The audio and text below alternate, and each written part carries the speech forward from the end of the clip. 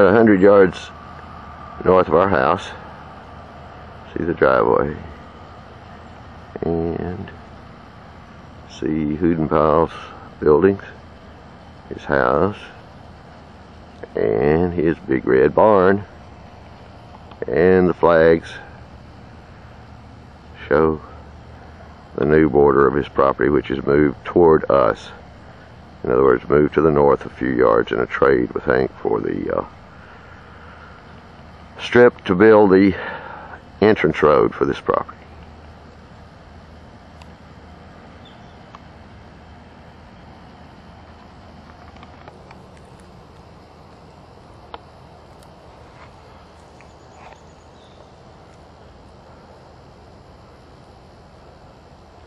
We're looking at the town branch of the West Fork of the White River, maybe 100 yards north of 11th Street, just 100 feet north of Don Hoodenpyle's barn, maybe 150 at this point. You can see the shoreline on the west where we're standing is substantially higher, and the land rises much higher, not very far away. Over there you see our house, our front porch overhang to the south. Get an idea of where we are in relation to that. So this high ground up here, building up there won't be much of a problem, I'm certain. But anything built on the other side, where 5 buildings are planned, roughly in a couple hundred yards north, up through there, will be something different.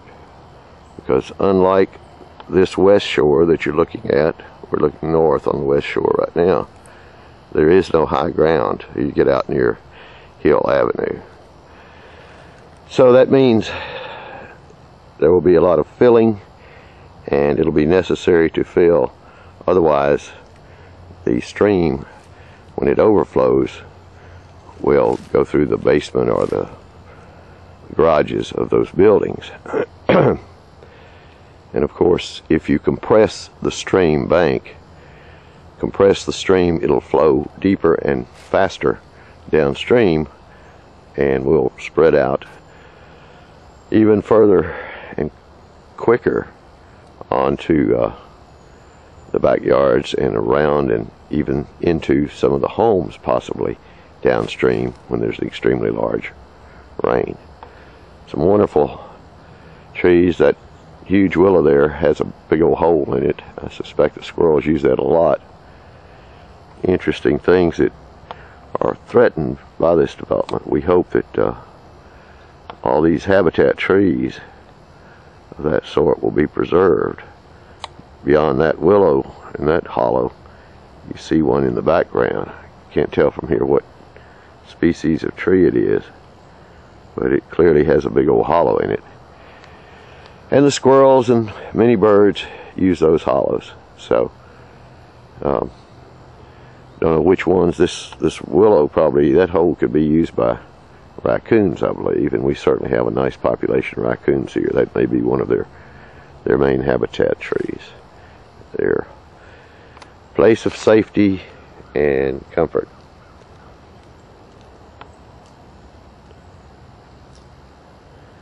In spite of the litter hanging in the brush here, it's still a beautiful little stream that's never been really channelized, and that's a wonderful thing. You can see a low little gully where natural flow occurs just over the bank in the background here, and that flow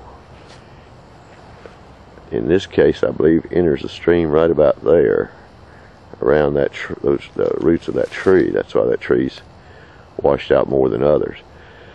But anywhere the flow hits the bank in a bend, it's always going to wash it out. That'll be at the top of the bend, and then downstream when it bends again, you're going to see a continuing effort of the water to remove those trees But those trees are there stabilizing the bank with their roots. And even if the tree dies or is cut, you hope the roots will stay there a long time and maintain that.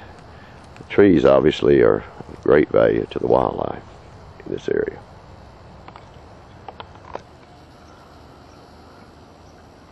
At this point we're looking up the TownBranch. We've just stepped down into the creek from where we were standing on the side. And if you look to the right, the east shore of the stream, you see that it is not very high. I'm only inches above the base of the stream, the actual flow at this moment. It hasn't rained for days. We're expecting rain, but it hasn't come. So you're seeing across the land.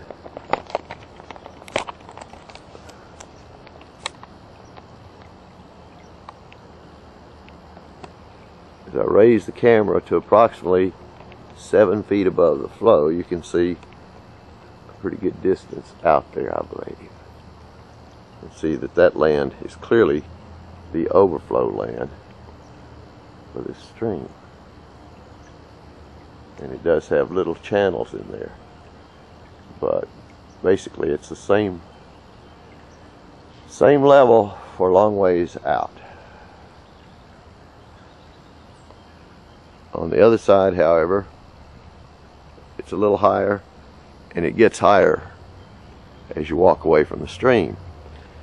So it's a totally different world as far as usefulness of the ground for human habitation and such.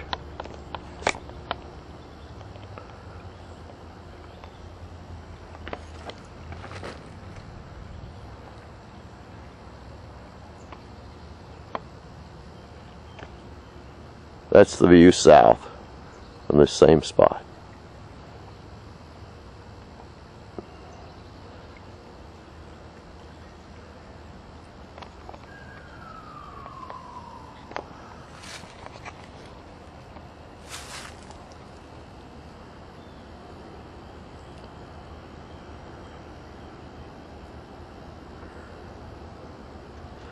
You can see standing over here how much higher the shoreline is. We're looking up to see that. That's about level. And then back down at the creek. To point out, there's a little overflow just over the bank. And these old trees you see get a lot of damage from the water, but they're wonderful hollow trees.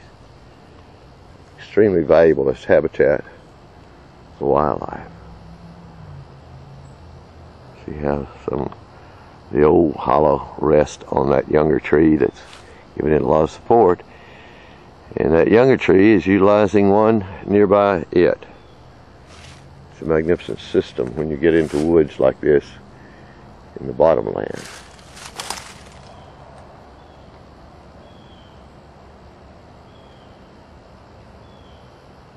The gnarly vines and stems of these trees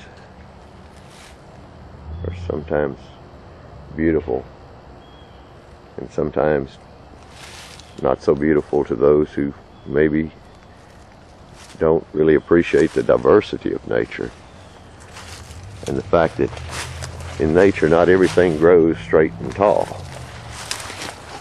and yet it has its value as wildlife habitat.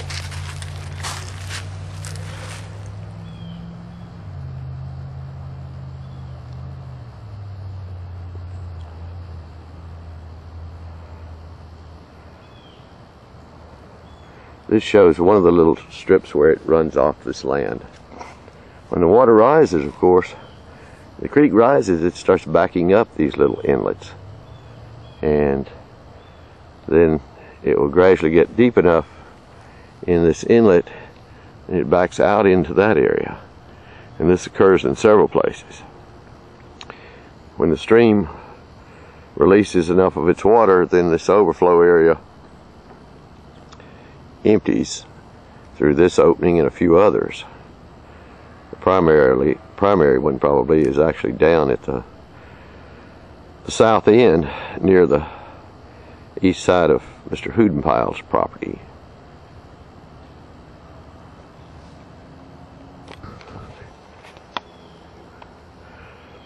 You see there's an old barbed wire fence here, just where this little outlet comes through that exists. Just for a few yards, it's still in the trees, and of course people familiar with these things know that in many cases this barbed wire may not have been strung here to utilize these trees for posts. On the contrary, the barbed wire fence may have been put there when all the trees had been removed many years ago, and these trees grew here against that fence because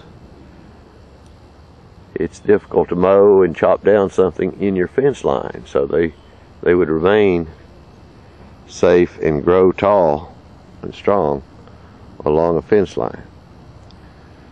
So this is just a tiny little drop off, but it's significant when the water rises that there's a cut in it so that the water can head on back to the low area out there and relieve pressure on the stream as it flows south.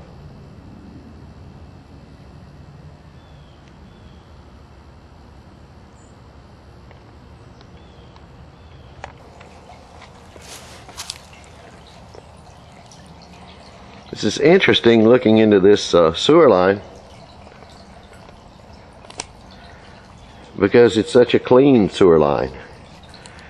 This is a very large sewer line flowing to the southeast parallel to the stream, and I assume this will be one of the connecting points for the sewage from this development site. But right now it just seems to be pure clean water, and while it may be an exaggeration, that's the way it looks, at least from here. The lid was off this. Last time I was here, the lid was on it, so maybe the city fathers have been investigating it. It has a flow as though a spring is entering it from somewhere, but we don't know just where this sewer line, what's still connected to it, so we don't know where this water could be coming from. But anyhow, it smells a lot less than most of the sewer lines you encounter because it does seem to be clean. Well, let's take it off night shot, but I think you got a pretty good view of the situation. The interesting thing, of course, is that legally and technically the idea of a sanitary sewer is to keep that water and waste the sewage away from the groundwater and away from the water that it's taking this water to the sewage treatment plant. So there should be no water coming out of this sewer onto this land or into the creek, and there should be no water from the creek or from rain or the overflow of the creek when it's high, which it does get above this cover here. There should be nothing interchanging. We don't want the sewage to go into the creek, and we don't want storm water to go into the sanitary sewer system, because that means just a lot more water for the sewage treatment plant to deal with when it rains. And if you look out from this spot, you can see the very low-lying wetland area nearby and get some notion of the fact that this lid clearly cannot keep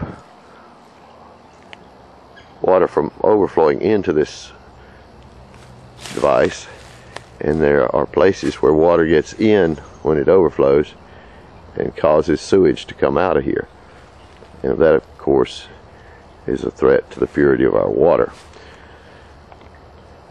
in Beaver Lake.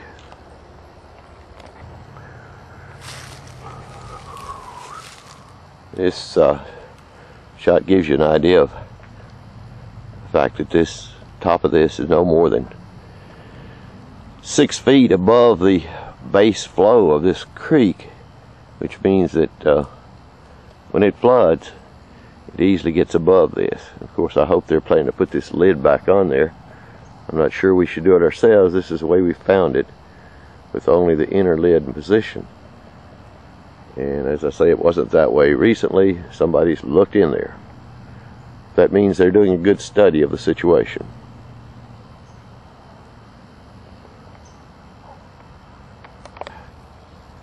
Without moving our feet now, we've turned and looked to the northeast, and we see how close we are to the back of the Moody property, which is sort of surrounded by the property that's been bought for development. But the Moody property is much higher ground out by 11th or Hill Avenue, but where we're looking at it here, it also is wetland. Up there, that's a cleared area you can see, and so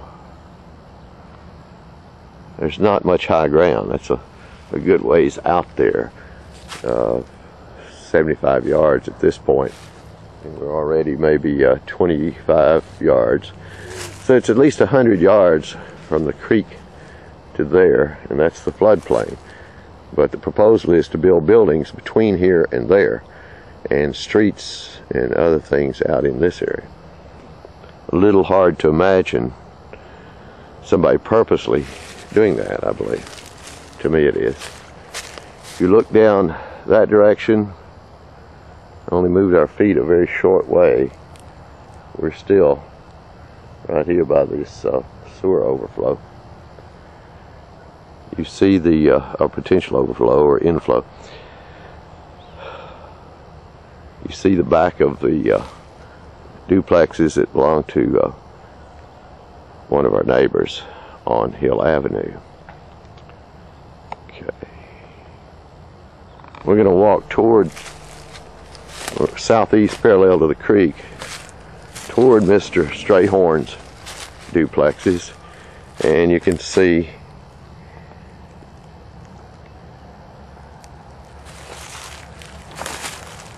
the wetland with a mix of grass and assorted other water tolerant species out here. Certainly not the kind of place that you would want to establish your home. If you look at the soil, it hasn't rained in days. We're hoping for some today. It's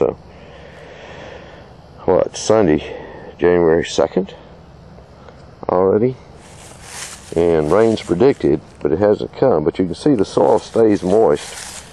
Of course, the leaf cover is good. The vegetative cover is such that if it's not disturbed, it's absorbent and makes good use of this extreme amount of water that often flows through here and stands in the lowest areas, such as that little strip right out there, practically year-round.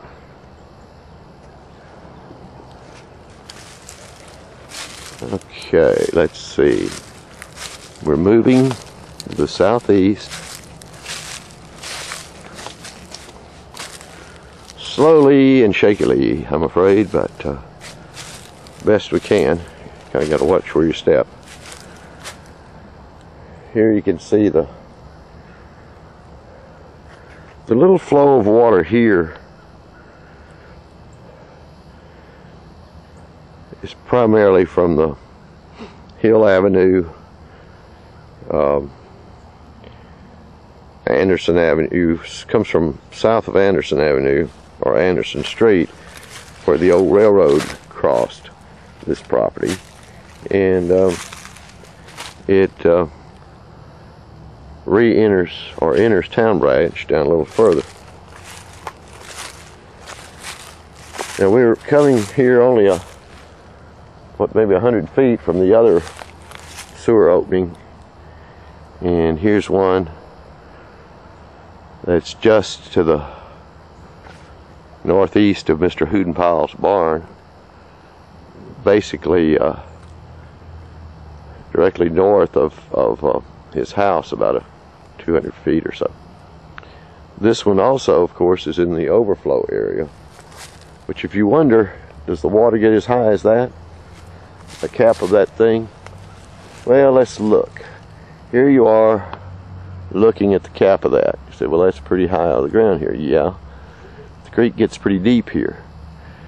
And the reason some of these trees are not as healthy as they could be is they're species that are not very tolerant of water. Therefore, they grow here fine, but in real wet years they're a little threatened. If you see off to the east, you can see that the wetland characteristics are present a long way off. It's great country for birds and wildlife. Not a place I'd want my house. The old timers built houses on the highest ground, and you can see here we're well below the foundation of Mr. Strayhorn's duplex there. But even so, if flow increased any more than it did 2 or 3 times this year, water could get up to those houses as it flowed through this overflow area if the creek was full enough to keep it from going on downstream. And about the only way you can change that, prevent that happening, would be create much wider bridges at 11th Street and 15th Street. Much bigger bridges, taller bridges, with wider openings, and at the same time do everything you can to decrease flooding upstream. Well, decreasing flooding, the best way that could have been done that wasn't done would have been to leave a lot more land like this in its natural state. And if we had done that upstream, then the flooding would not get so high so fast when we have a big rain.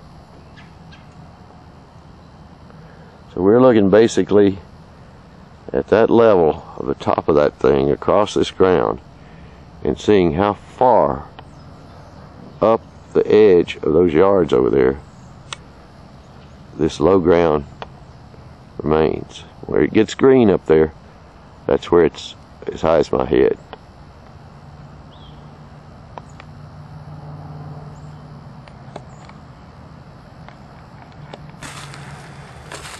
Okay, we're going to walk that way with video rolling, look back up this area and see the little flowage area that represents one of the lowest parts of this, and as we say, goes out farther to the east. And here the little outlet, little drain, goes toward the TownBranch.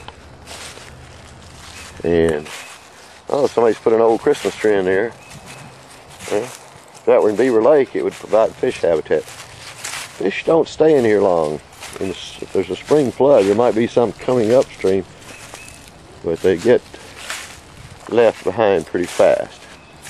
Now here we are showing the outlet of this overflow area, the largest outlet, the main outlet at the southeast corner of the development site, and it faces directly across toward Mr. Hudenpile's property. And of course, everybody who drives Duncan and Hill and Van Buren and Ellis knows that places like Mr. Hudenpile's yard there flood every time the water gets reasonably high. And it's pretty easy to see if that floods, the land we're standing on is obviously going to flood. Let's put our camera right down at the ground level and see what you see. You see that this is actually as low or lower than the other side of the creek. Bring it back up. So, it's a pretty tough call about whether a person would want to have his house any lower than Mr. Hudenpile's. You see here, Mr. Hudenpile's floor is about head high. So the water gets close to his house, but it never got in his house. People had planned that house way over 100 years ago. Had a pretty good idea where the creek went then. Probably would have built it a little higher if they'd thought we'd had the kind of flooding we do these days, with much more potential flow. And so here's the corner of the development property. If you see the two posts there, the development site actually owns up to that, the marked post, the pink post closest to us, and it comes this way. Basically, this would be on the line, and apparently, well, I just did a bad thing with the camera, but swing around and look north. Goes over there, and then maybe goes up toward there and over there. Although I'm having a little trouble being sure exactly. This post that we're by, which has old fence material on it, probably indicates where it used to be. Looks like somebody once had some of this tied in, and the wire went across the creek, maybe to one of those trees over there. And people tried to keep their cattle from leaving the land they owned, keep them out of the creek, but get them where they could drink out of the creek. They didn't want them drowned, obviously, but they wanted to utilize the water. So this old post probably relates to those in some way. That it looks like a telephone pole, but its last function was as a fence post. So you can see even now that if you look where the leaf cover is replaced by green up there in the yard, it would still be in water thigh deep standing here if it were at that level, which is not an uncommon overflow level for this area. Go back and look.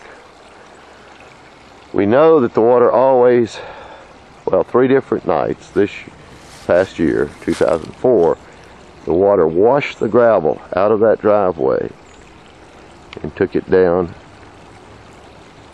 toward the creek. Mr. Hudenpyle got a backhoe, front end loader, and put his gravel back up there, got it off his grass. And of course, just yesterday, watched about a dozen youngsters play football out there on that strip. It's very nice for that. But the main thing it's good for is an area to be left for flood protection, an area where the water can stand and go slow as it crosses and crossing the street down there. Not all the water could get under that bridge when there's a flood. It has to go over that street and through Larry Smith's yard, which is just to the south of that 11th Street.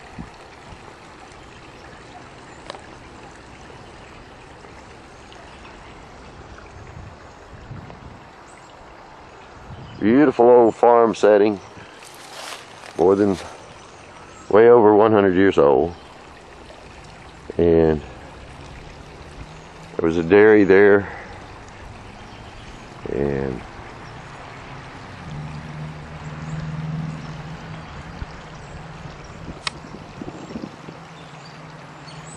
various kinds of farming went on, cattle farming of various kinds. Good soil for raising various crops. Produced plenty of good hay for the cattle, and just a wonderful place to live just south of Fayetteville. Of course, now for many years it's been inside Fayetteville, and it's a long way south of here to the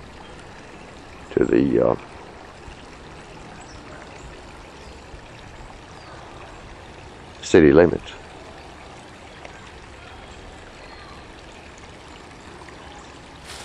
Let's move over toward the duplex that belongs to Mr. Strayhorn and show you just how steep it is. And we're walking on soil that's damp. You can feel it under the leaves. Almost never dries out. This particular area appears to be land that's threatened with becoming a detention pond. It's already a natural detention pond. It lets water soak in instead of rushing downstream. But anyway, the leaf cover, as opposed to grass, is the indicator that's most obvious right now this time of year, because there's never any real, what we call yard grass, of any significance. People plant it in these wetland areas, but the water tolerant species are more likely to take over. And you see little tufts of the grass here, but not much in the way of traditional grass cover. It doesn't make a good ball field, that's for sure.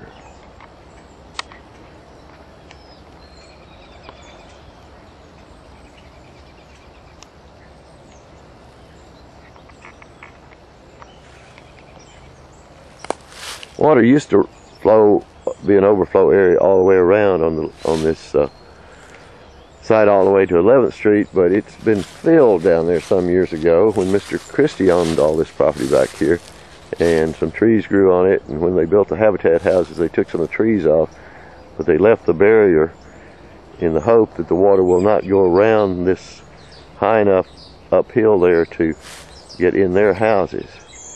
Like I say, as you can see, it's still, the floor of that duplex is higher than our head, so which it's probably more than 6 feet higher than this ground, which is pretty smart that it was built that high. But all this is part of the floodplain back here and for a long way north.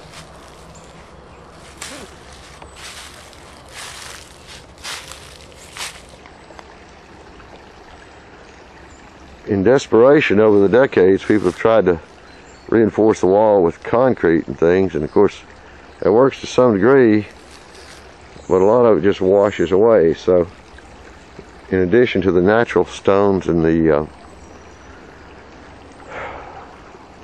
mud that washes down from other places and covers the natural stone bottom of the stream, you have a lot of concrete chunks, and they don't serve much purpose for long because they do get washed away quickly when the water's up. Just taking a look at some of the big old beautiful trees here, the back of Hoodenpile's property.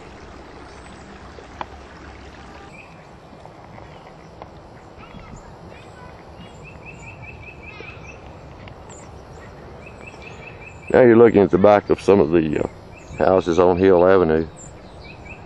See, they're all built quite a bit higher.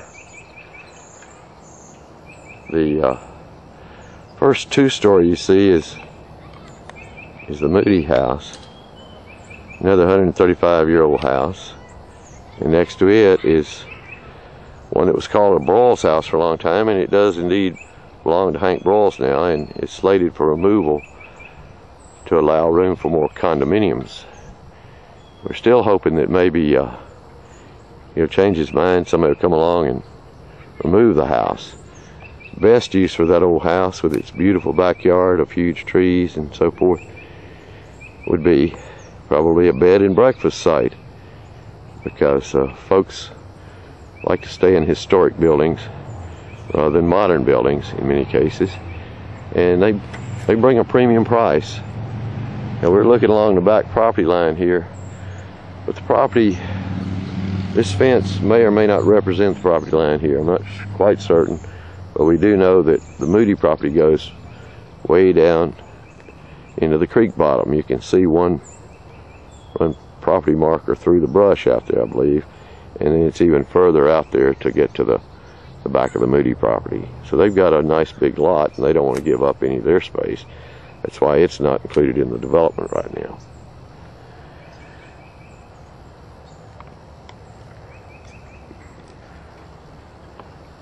Okay, we're looking to the southeast from this same corner post, and you say that's Raymond Vaughn's house, the little brick house there.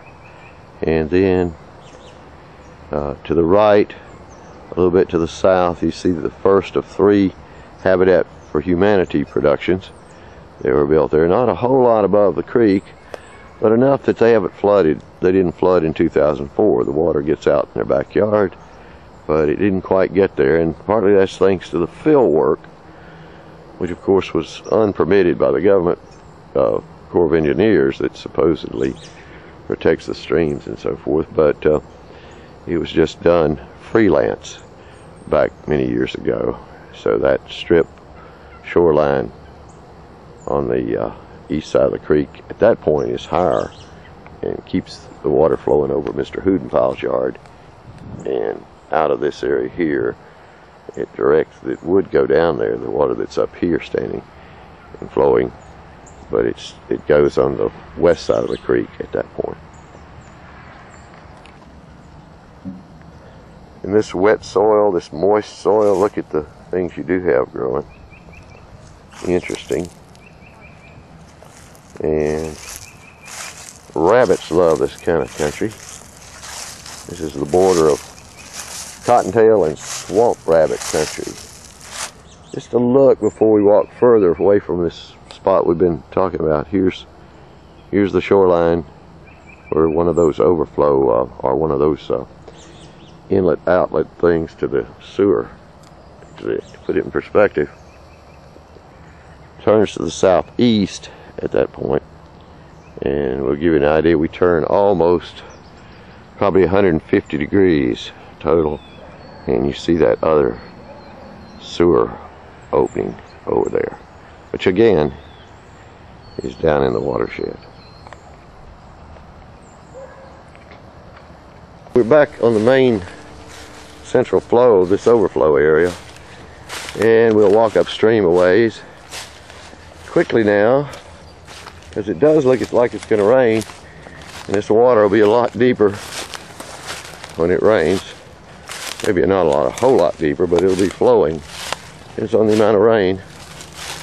It's got the very slightest flow, as you can see by the little ripple in the water upstream, but it's not much at this point. This hasn't rained in a while. This is all surface water coming from upstream.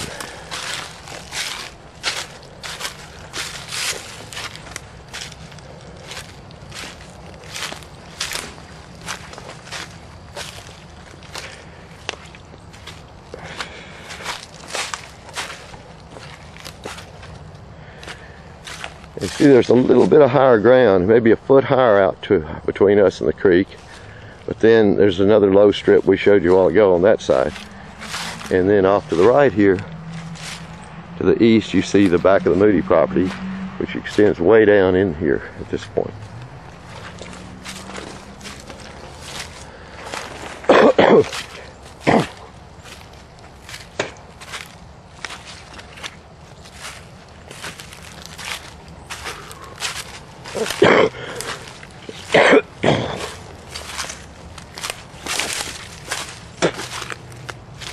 Here's the back of the Moody property, back corner.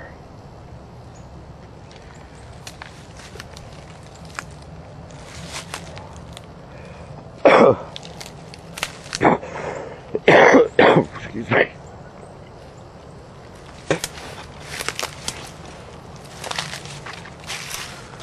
We're going back toward the flow area because it's so thick here. We could either step out on the Moody property or stay in here and go around it, and that's what we're choosing to do in this instance. You see there's a little rise. It does overflow, but it's a little bit higher out here. Still, probably no more than 6 feet deeper, higher than the base of the bottom of the stream. You can see back over near the stream that way. And there's a tiny sprinkle of rain, so we don't want to keep our camera out here too long, so we're going to try try to make this short. There's the back of that Moody property we're talking about, and the little flow area paralleling, and a bigger flow area out there where the willow trees are. That spot's wet in the driest times of the year, it seems.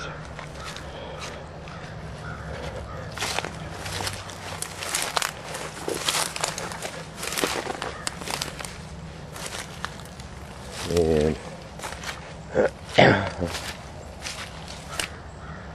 so basically it's right here, it's wet all the way across beyond that set of willows growing in that really wet spot.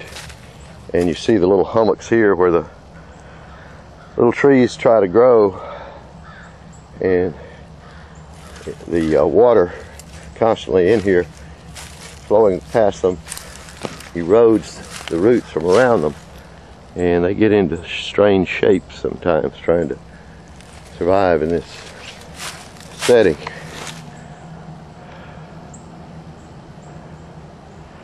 Fine set of willows. Surprised there aren't more of those. This would be a great place to plant cypress trees and keep it as a nature area and a natural overflow area for the protection of the downstream neighbors. And yet that's apparently the Corps of Engineers has not previously recognized this for what it is, and maybe still intending to allow development in this area. In their initial approval of this site more than a year ago, around the end of December of 03, they were going to allow a large detention pond in that area, but now the developers are requesting to put buildings and streets down here, which will be a whole different matter. Amazing growth on these trees and vines. Incredible. We're going to step out on the Moody folks' backyard. Moody house is straight east of here, and there's actually a car driving down in the back near the creek, and that's the Boyles house that's slated for destruction up there on Hill Avenue, and the backyard of that property. Well, let's turn off the camera and walk to the site where we're looking. You can see where critters dig out here. This soil, a lot of crawfish, what we call the burrowing crawfish, Ozark or Osage burrowing crawfish, and wherever they come up, they leave a little pile of dirt like this, especially if it's been run over or mowed, and these would have been their little chimneys that they built where they come to the surface. But you can see several of them have been knocked over here. Usually if you move that mud on top, you find one of their holes. And there are several out here. This is right there. It looks like it might be a crawdad hole with the chimney already knocked away. Of course, people mowing, and you can tell this land's been mowed recently. We're not sure why they would mow it, since it's just prairie area, but they like the look of it, and so they mow it all instead of allowing it to serve as natural prairie, vegetation, wetland prairie for the wildlife and so forth. But it still has the absorbent value and allows water to soak in. If we go right here to the corner, we see where the water from over at Hill Avenue up near the, well, there's a ditch runs parallel to the railroad, and some of it comes off here, I think, and it enters this overflow area. A bottle collector would find this interesting because a lot of people have dumped trash back here over the years, and we're at the property corner now. You can tell the difference in the mowed area and the not mowed area. and see that there's a little overflow spot here where water comes off the higher ground along hill and enters through here and then flows off a couple of directions here into the. Also, there's a fence, a remnant of the old fence here. Somebody's done a lot of straining to bend that, I guess. And there's apparently the property corner for the development site. It's in a mound. And of course, upstream here from the northeast, you can see where the water runs off there. And right now there's nothing flowing off there, so we still haven't found where the water comes from that's out here in the bottom. And of course there's a stretch here along this property line where there's about a 2-3 foot drop off in a fairly short area. Maybe this 3 foot rise is the ridge that accounts for the name Aspen Ridge in this property. Hard to tell. The only other ridges are over by the railroad. But you can see along this old fence line where a lot of interesting things have been discarded, old bottles and cans and tools and no telling what's in there, and make an interesting study for a person that's interested in antiques and assorted junk that may have been discarded and now becomes interesting simply because of its age. You can see how much lower it drops off very quickly out here. Another foot maybe from that ridge area. And you see that row of wonderful trees along that slightly higher edge there. Well, the current plans show a street coming through here and buildings.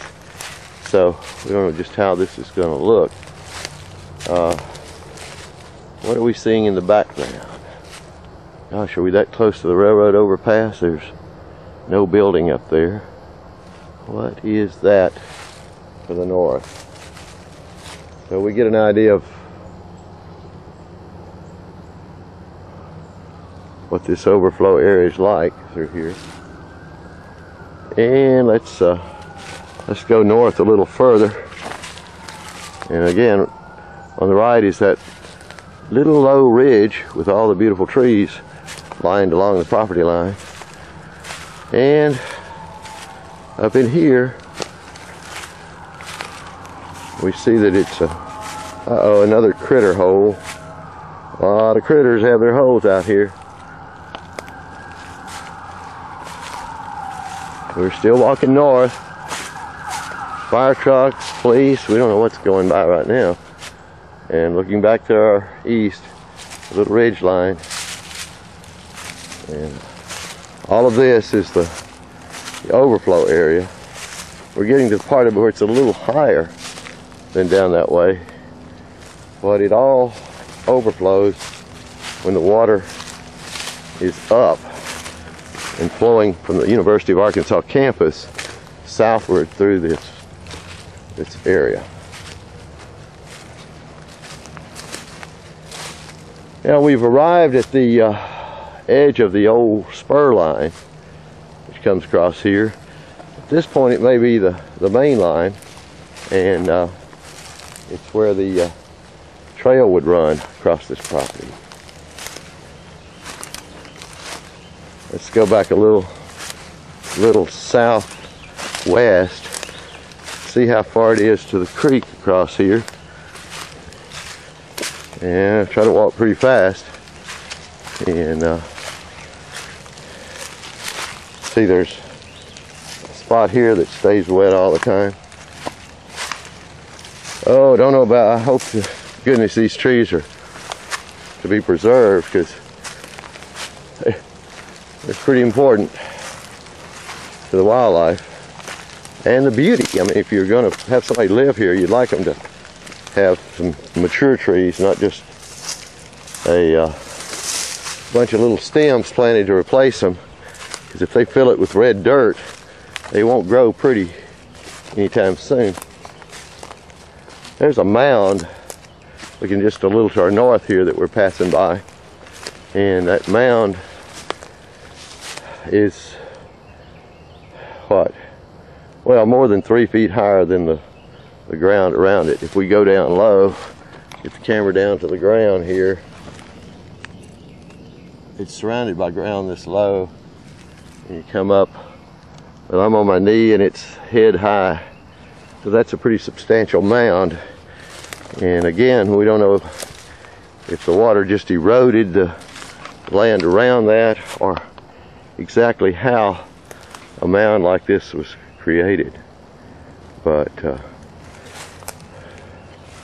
it's an interesting spot. We can actually walk over the mound. We're headed north for a second, a few steps, maybe 10 yards total, and we see one of the interesting outcroppings here. I'm sure some of our experts on stone will tell us exactly what this is, and but we'll leave that for another discussion. And we'll continue to the west toward the creek now and try to find a high place to walk. A little bit higher. That's all the lowest out there.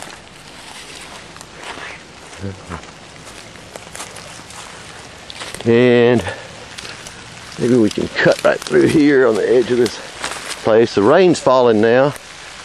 I suspect it can be heard, and we've got ourselves to the creek. That's good, because we'd like to get on the other side where the walking's easier to get home, keep the camera from getting soaked. And the overflow basically comes across right up that way. And of course you can see this grass, the way it's laid down, it was pushed down in the spring and summer by the flow when it overflowed. And a little idea, see, that's a low place in there where it overflows. Not hard to recognize. That's a slough right next to that old